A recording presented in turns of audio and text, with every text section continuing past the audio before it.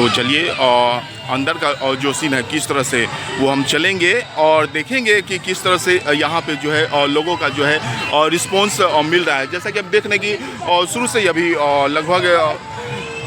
कार्यक्रम शुरू होने में लगभग आधा घंटा का समय अभी बाकी है, लेकिन अभी फिर भी जो ऑडियंस है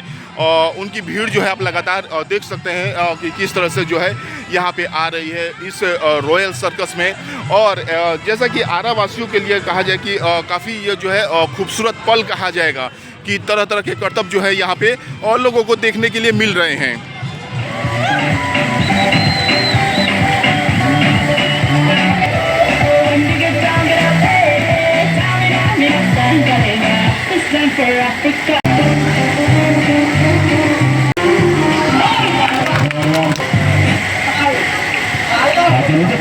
पेश आपके सामने